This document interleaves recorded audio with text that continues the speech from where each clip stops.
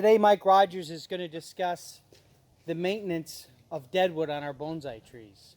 He's brought a bunch of nice examples. He brought a deciduous tree and some conifers and a tropical.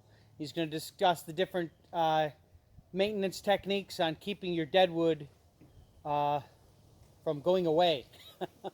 Everybody, it's Mike Rogers. I brought some books. If you're really interested in learning about deadwood, this is the best book I've found so far. This and these two. This is not a very. This book is about 30 bucks. It's called Bonsai Deadwood by Francois Jecker. Don't buy his first book. It was crap. Tell us what you really think. He was famous about doing bonsai deadwood, so when he wrote his first book, I bought it, and there was like a page and a half on dead wood, you know, and the rest of it was just junk. So I basically donated it to an auction somewhere. But this book is good. It's called Bonsai Deadwood, Francois Jecker. You show it to somewhere in Europe. You show it to the video. Yeah. A lot of good information in this book. These two books are old books. I don't know if they're still in print, but we had about 15 years ago, we had this guy, his name is Chang Kung. He comes from Taiwan. It's a two-book set. This book is on pines and junipers, and this book is on tropical hardwoods. So when I talk about, I'm going to talk about tropical hardwoods. But these are very good books, and this is the first set that I bought was only printed in Chinese, and then they came out with the English translation. So if anybody's looking for a Chinese printed book, I'll sell them to you. I'll put these over here if anybody wants to look at them later. Just, you know, make sure your hands are clean. So this book here is just a history of Florida. I brought it to show Jason some of this old growth cypress that were here before they logged them all. If anybody wants to look at that, that's a history of Florida. It's a good book. And the tab in there shows this guy with an axe with cypress trees that are, you know, 18 feet across. Yeah, 18, unbelievable. 20 feet across. So what they did, you used to when you pull up to the stop sign up here, there's a dirt road that goes down.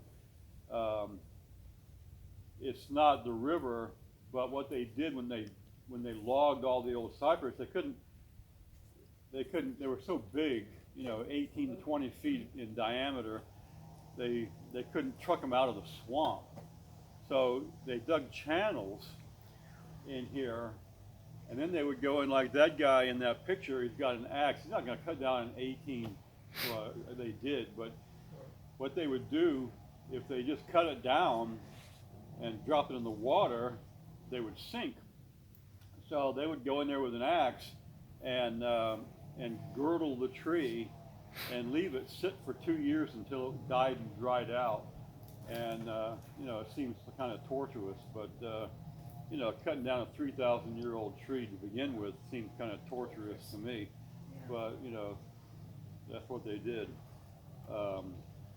Then they would cut them down and they would float them out in those channels that they dug out to the river. And some of them still sunk, and people were doing a business of trees that were, you know, sunk in the river for 100 years, and that wood is just phenomenally expensive. So bonsai dead wood. All right, so basically there are two types of wood we use for bonsai. You have conifers and you have hardwoods. The conifers have softer wood. Deciduous trees are called hardwoods because the wood is hard. yet it, it rots very easily. Conifers, pines, and junipers have a resin in the wood that makes it rot resistant. Cypress are rot resistant after they a certain age. These, a new cypress that you put in the ground and grow for 5 years and get a 4-inch trunk on it, that's not going to be rot resistant. It takes like 60, 70 years for the cypress wood to become rot resistant, and the trees that they were cutting down were like 3,000 to 5,000 years old. So that's the reason you see dead wood on pines and junipers, is because in nature the wood is rot resistant. In nature, a deciduous tree, if a branch dies, this is what happens. I brought this tree to show you that. The branch rots and you get a cavity in the trunk. This is still bonsai dead wood, but it's just different than a branch that is on there for 100 years. So if you want, you can come up and look at this later and see the detail in that. I've carved it out. That was the main trunk that I cut off years ago, and then hollowed it out, because on deciduous trees you're not going to make a gin branch, because in nature it doesn't happen. It rots, and it rots back into the tree, so you get cavities. That's bonsai dead wood on hardwoods. This tree on the end is called Premna microphylla. It comes from Taiwan, Indonesia, and it grows there like our buttonwoods do in the Keys, right on the seashore, among the rocks. So it is fairly soft wood. So if you just grow one here like I grew that one and make dead wood, it's going to rot. So you have to treat it. Buttonwood, a lot of people think buttonwood is rot resistant. Buttonwood is not rot resistant. Buttonwood will rot. The only thing that makes it rot resistant is they sit down there in the Keys and they soak up the salt spray for 100 years. That makes it rot resistant. And some of those trees down there are 200, 300, 400 years old. So that wood has been sitting there getting salt sprayed on for a couple hundred years. You go down there and collect that tree and bring it home and have it here, and you water it every day and it rains on it. Eventually that salt that's permeated into the wood will wash out, and the wood will rot. Some people think that buttonwood would never rot, but those people are wrong. Buttonwood rots. Just like this tree, and I'm going to clean that up with the Dremel. So basically, the value of junipers as bonsai, especially in Japan, is in the dead wood. Junipers always grow in areas that are what we call adverse growing conditions. Up in the mountains, the Sierra Nevadas, the Rocky Mountains, the mountains in Japan, and the mountains in Taiwan. I didn't think about it, but I have a 2-book set on junipers that grow in the mountains in Taiwan, and they're just fabulous, big, huge, 60, 70, 80, 100 feet tall, with just big dead wood on them. I didn't even think about those books, but those aren't the kind of trees you would collect for bonsai, but they give you examples of what they do in nature that you can use to create dead wood. This tree here, I've grown it for a long time. It's feminine juniper, and basically, I took the top out and killed the top and brought a new leader up for a new top, and brought this gin all the way down. Most of it was eventually rotted out. I didn't carve all that. I just kind of salvaged it. whenever you work on a juniper with dead wood, the wood is rot resistant, but after a while, the resins do go away, and whenever you see these people with these blow torches heating that up, that will boil the resin out, and you can see it boiling out when you put a blowtorch on it, and that takes away the rot resistance. If you turn it to charcoal, that's another story. Charcoal doesn't rot because it's just carbon. So, but you don't want to turn it to charcoal. It becomes brittle, and you know, it's not rot. It's rot resistant, but it breaks very easy, and it's black. You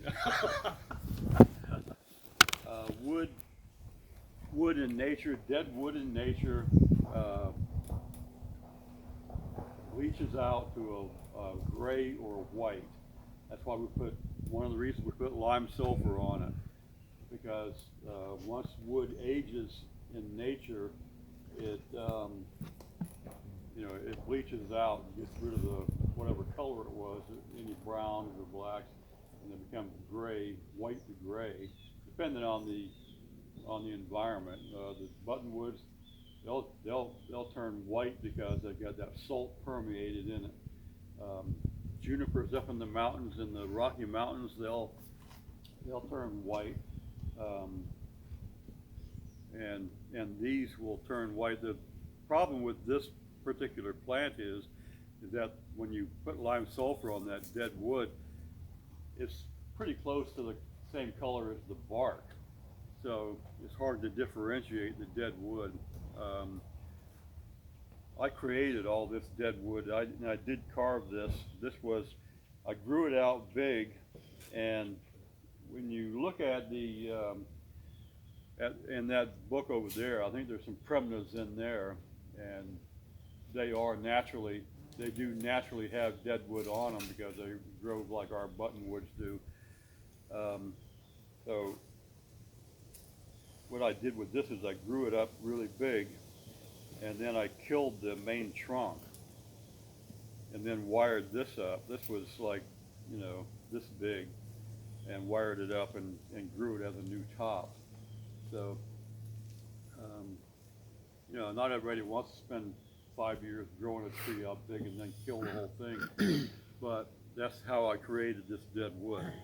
I grew it up big, and then I killed the main trunk and rewired all the branches. How long ago has that deadwood been created? 6 or 7 years. So every 6 months you readjust the. I should do it every 6 months because it is soft wood, but generally it's longer than that by the time I get to it. Have you noticed it disappears every time you get to it? It hasn't rotted out too much. You can see that right now it's in dire need of some lime sulfur. It's been a while, so that's why one of the reasons I brought it. What kind of tools do you need when you're working on dead wood? You need brushes. This is just a regular toothbrush.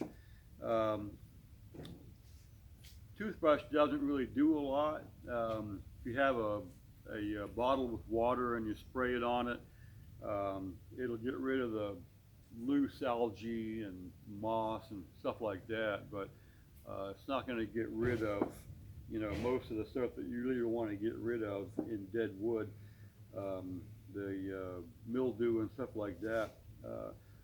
This is a plastic brush. This one here is stainless steel. I don't recommend using stainless steel on fragile dead wood.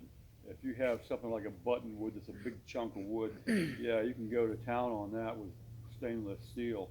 But if it's fragile, you really want to stick with either a brass, and you can buy these brushes, you know, everywhere. They're cheap. Plastic handles, you can buy them at Walmart, Home Depot, Lowe's. You can buy a bag with plastic, brass, and stainless steel all in the same bag. So they're cheap. Do you recommend, because I'm always afraid that I'm gonna, like, hurt it in some way, or over clean it, or take off something that I shouldn't, so I start out sometimes with a toothbrush, and then, okay, that's not doing anything, and then I go up to the plastic, and if that's not doing it, you know, getting off what I want, I mean. If you take too much off, it's harder to put it back on than do it in Right, stages. so I'm really afraid that I'm taking off some bark or something like that I shouldn't in some area, just in even in cleaning the trunk. So If you're cleaning the trunk, you're better off to stay with a toothbrush or one of those little high pressure sprayers. We call them textile cleaners. They're really good. You really have to watch them because if you get too close, they'll take the bark off. You know, so you have to kind of gauge how strong it is and not get really close to the bark. But they're really good at cleaning even dead wood. I would have brought one, but mine is broken right now, so I need to get a new one. If you go on eBay and put in textile cleaners, you have these little, it looks like a little spray bottle like this. It's got a cord, it's got a handle, and it's got a nozzle, and it's got a jug about a quart. You can get a jug with a gallon, but that gallon is too hard to handle. You know, a gallon of water weighs, what, 11 pounds, and you can't get it in little spots where you want it. So this quart size, called textile cleaners, they're right about 50 bucks. And they're really good at cleaning things without damaging things if you're careful. Some trees have tougher bark than others, and those little things will, especially if your wood is rotted, which if it's rotted, you want to get the rot out because you don't want rotten dead wood. Sometimes you can put that called wood hardener on there, but that really does give you kind of a plasticized look to the wood. It makes it shiny. You know, it looks like plastic. That's what it is. It's plastic. It soaks into the wood, and generally, when you use the wood hardener, it only soaks in so far, and it gives you like a shell, and then the wood will rot behind it. So eventually that shell pops off because the wood behind it rotted. So you're really better off to, you know, use lime sulfur, and you know, on a regular basis, the lime sulfur will soak in. Generally, what I do before if your wood is bone dry, and it kind of soaks in a little bit. If your wood is bone dry, you have one of those little spray bottles, put a light spray of water on there and let that soak in, and then the lime sulfur will soak in farther. So you don't want moss and algae growing on your dead wood because it will rot. It holds moisture in there, and basically what you want, you don't want dead wood going down into your soil. I know, you know, you see a lot of these trees from Japan, and you know, they got big and half the trunk is dead. Eventually that wood in the soil rots, no matter what you do to it. So this here stops right here. That's the way I did that, and it will keep it from rotting. No matter what you do, the wood that's buried in the soil, it's going to rot. So this wood here is starting to get to where it really needs some work. So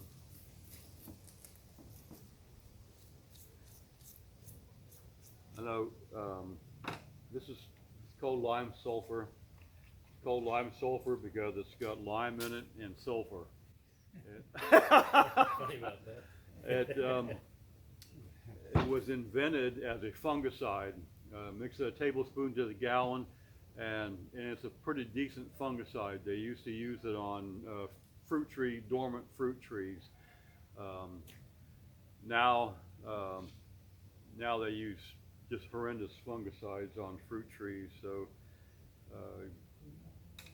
you know, unless you get organic fruit, you're going to wind up with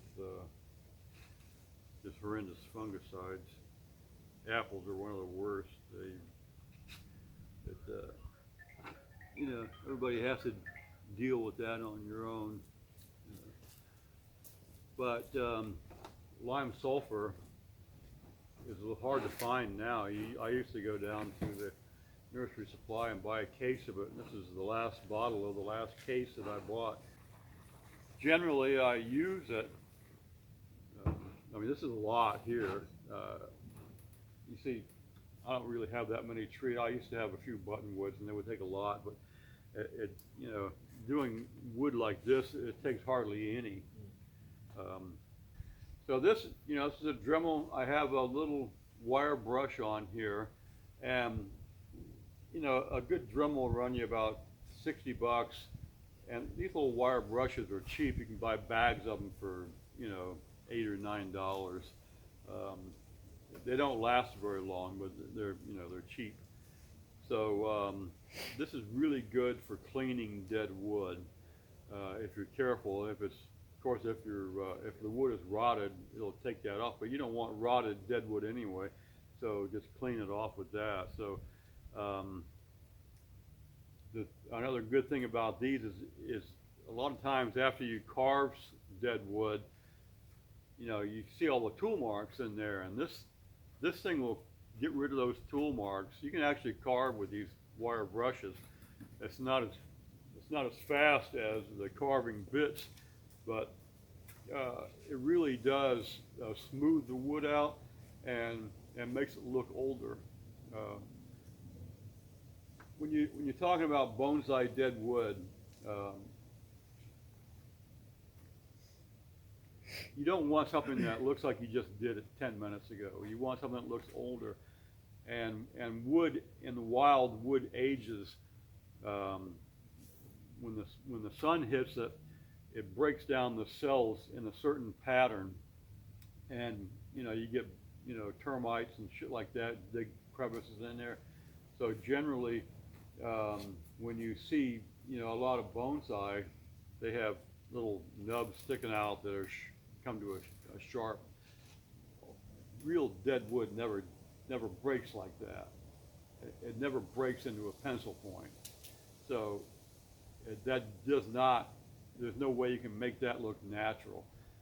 Generally, when dead wood starts aging, the center wood rots out first and leaves a shell, and then you get different variations on that. So study, you know, if you really want to learn about dead wood, you know, get a good book and study dead wood. Go out in the woods and look at dead wood on trees that's been there a long time, and see how the wood is aged. So like the tree, you want your dead wood to look old. And this is these little wire brushes is a good thing to make your dead wood look old. I'm just going to clean this out a little bit. When you get all this black mildew, yeah, you know, it just looks like crap, so just kind of clean it up.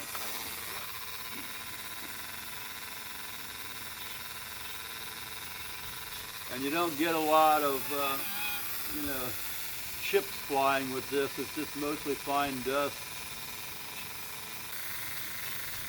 You kind of follow the grain.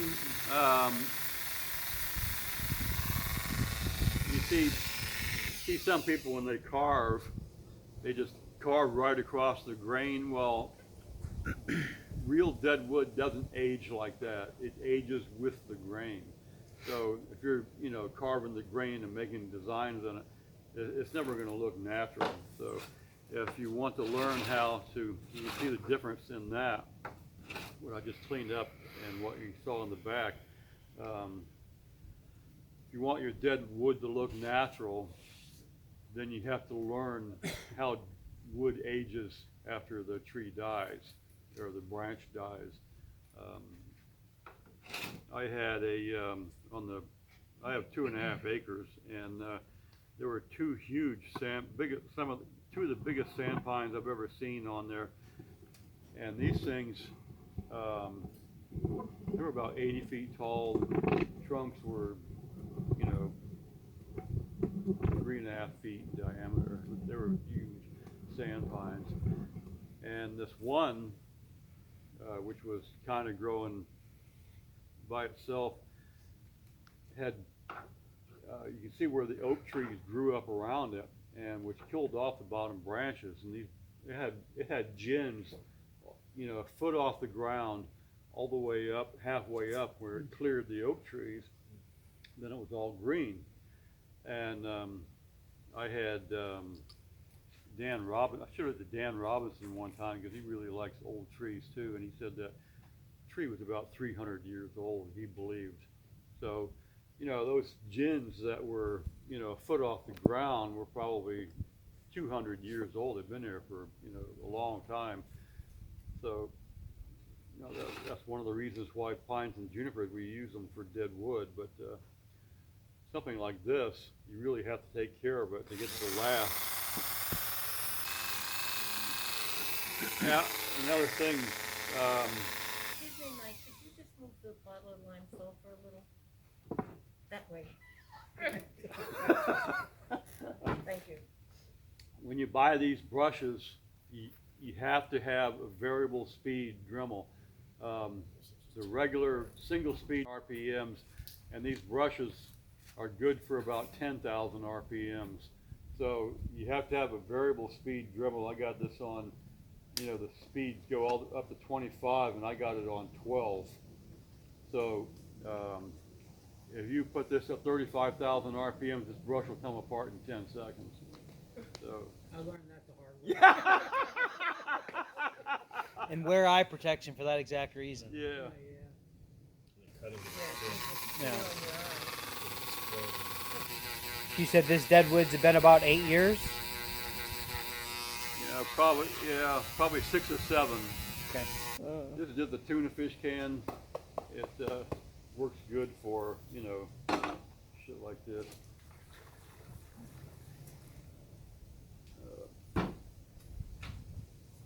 Once you start lime sulfuring,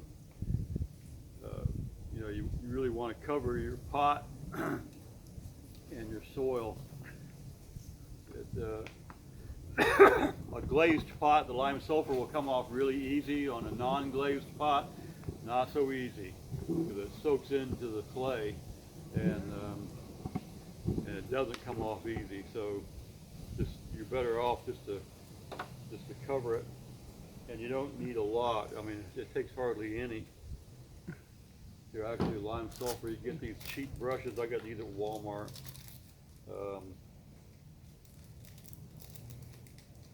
Do you bother to get the acid brushes, or do you just get regular cheap ones? I just get the cheapest brush they have. I got the acid ones because we're sick and tired of having them disintegrate midway. Yeah, they don't last very long. No. I mean, if you want something that's going to last, buy something that's more expensive. I just buy the cheapest shit they got, and they don't last long, but they're cheap. I mean, this whole package costs about $3. So, and it's got several sizes in here. I generally start at the top of whatever I'm going to do, because it generally starts running down.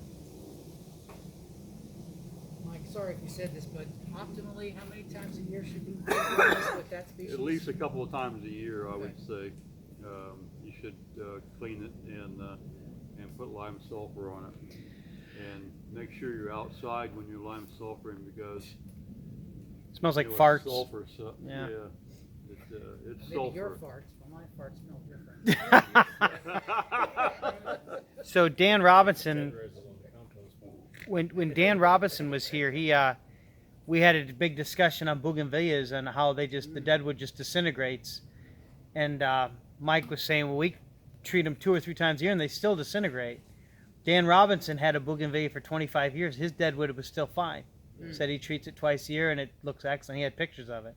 So it just goes to show you, it doesn't, depends on where you live on how often you should treat. Where is he from? California, right? No, he's in Washington. Washington State. Some drier area. Along the coast. He has property right along the coast, so You get a lot of salt there? Or? I don't know. It just he may have salt air. He may not have so much rain. I think that's a big factor. I don't know the exact environment he has that a bougainvillea wouldn't, disintegrate. But there was one at I think it was at one of our BSF. It was at the national show first, and then it was at one of our BSF. Juan Andrade bought it. Had intricate dead wood. It was an old bougainvillea, and it was really carved really nice. And it was about 25 years old. But the guy that grew it in his basement in Pennsylvania under lights. Yeah. So when he watered, he could just water the soil, and that dead wood probably never got wet. So how many coats do you generally put? I generally put 2 or 3. Like I said, if you have a little spray bottle with water, you can moisten it. I was gonna say, I didn't know if you mentioned that or not. I did, but I don't have one. I was gonna bring one, and I, forgot to put it in the truck. When you say 2 or 3 coats, do you mean like you put it on and then you wait another I'm day? putting 2 or 3 coats on it right now. Oh, you do it all at a time. I didn't know. Yeah, if, because like, once you moisten it, then it soaks in better. So you put a coat on, let it soak in, put another coat on before it dries. All this is before it dries. 2 or 3 coats before it dries, and it soaks in more. Oh. So I always thought it meant you do it, wait a day or 2, no, you do it again. once you put it on and it dries, then the next layer, once it's dry, it's not going to soak in past the layer that you just put on. So you put on 2 or 3 layers before it dries. So back to the bougainvilleas real quick. We do treat our bougainvilleas 4 times a year here. 4 times. It doesn't stop it, but it does help arrest it quite a bit, and they maintain a pretty clean appearance. Anything that's touching the ground, you're still going to have issues, though. That's what happened on some of my buttonwoods. The ones where it touches the ground, it's like the lime sulfur seems to be more gone that I did than ones that are not near the ground. This podocarpus here, if you notice, it's actually about 1.5 inches above the ground right now. When I show it, I'll put it in a deeper pot and bury it, so it looks like the base is nice and powerful. That's cheating. It's cheating. Everything about bonsai is cheating. But when it's not, you keep it above. So Keep it above so it dries out in between waterings. And we lime sulfur underneath really well. And even though it's a conifer, we try to treat it 3 times a year because of that. See, I didn't realize when they say 2 to 3 times, I thought it meant let it dry, do it, do it like 2 or 3 times in the next day. No, I just do it over and over until it's fully saturated. 10, 15 minutes. No. Get a real deep coat. I just learned something big. Since rot is actually a fungus that's actually growing in the wood, and you will get, sometimes you see little mushrooms coming out of your bonsai. That's because it's got that mycelium in the dead wood, and that dead wood is rotting because it's being digested by the mushroom mycelium. So what Jim Smith used to do is he had a fungicide called Subdue that he put on his bougainvilleas, and his bougainvilleas never rotted. Me and Jason about 10 years ago was looking into Subdue in a 1 gallon generic Subdue was $600. Yep, generic. It wasn't even real Subdue, it was generic. Yeah, a pint was it $2.50 for a pint? Yeah. How far did that last? before it It goes a long time. Yeah, it's- I mean, it lasts a long time. In retrospect, we should have got it. Shouldn't have been such a tight ass. Yeah, we were. That's a fact. Because I don't think you can even get it now, can Still you? have wood on your boat. Yeah, you can still get subdue. So what did you put that on the wood?